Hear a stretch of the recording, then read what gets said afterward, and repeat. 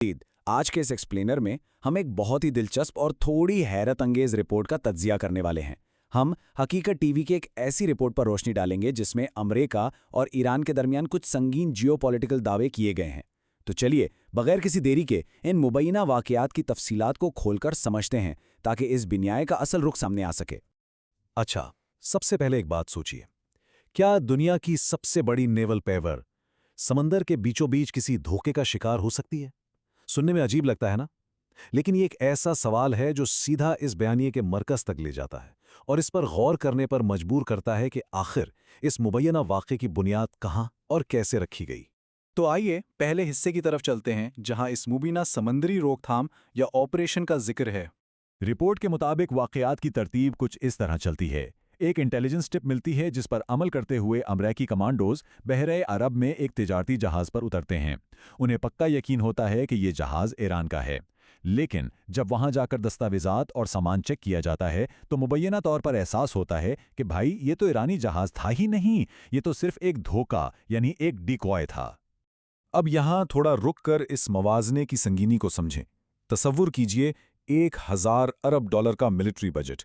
Report اس بات پر شدید زور دیتی ہے کہ ایسی فوج جو جدید ترین سیٹلائٹس، ڈرونز اور اتنے بڑے نیول فلیٹ سے لیس ہے، وہ بھی اس معاملے میں پوری طرح بے خبر رہی۔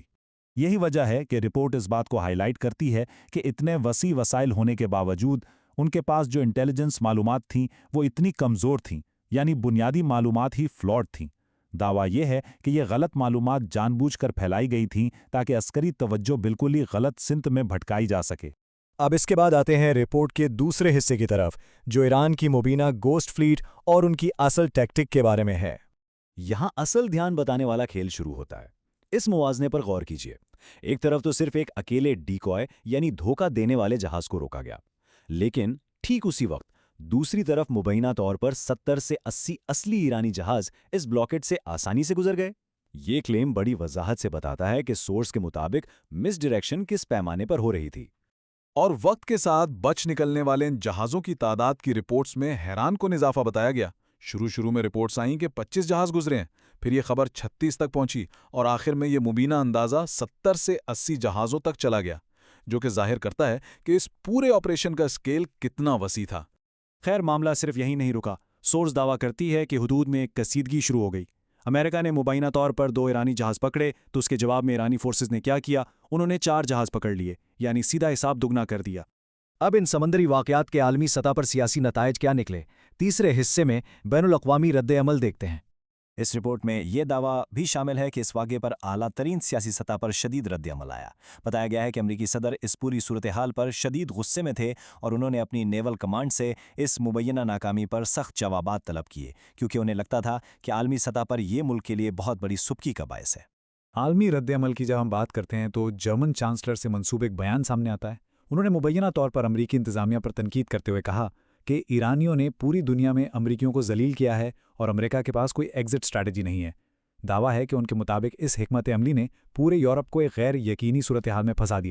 چوتھے حصے میں ہم ذرا ڈپلومیٹک اینگل یعنی پاکستان بیک چینل اور غلط معلومات پھیلانے کے دعووں کو دیکھتے ہیں۔ اب سفارتی ناکامی کے ان دعووں کو ذرا تفصیل سے دیکھیے۔ رپورٹ بتاتی ہے کہ پاکستان بیک چینل کے ذریعے ایران نے ایک 10 نکاتی امن پلان پیش کیا۔ دعویٰ یہ ہے کہ امریکہ ان شرائط پر راضی بھی ہو گیا تھا اور ایران نے اس کے بعد اپنی کارروائیاں روک دیں، لیکن اگلے ہی دن امریکہ مبینہ طور پر اپنے وعدے سے مکر گیا۔ ایک انتہائی بے بھروسہ ڈپلومیٹک ماحول۔ اس پورے بیانیے کا ایک اور پہلو انفارمیشن وارفیئر کا بھی ہے۔ ایک طرف دعویٰ کیا گیا ہے کہ امریکہ ایرانی قیادت میں اختلافات کی غلط افواہیں پھیلا رہا ہے، جبکہ رپورٹ کہتی ہے کہ مبینہ حقیقت تو کچھ اور ہی تھی۔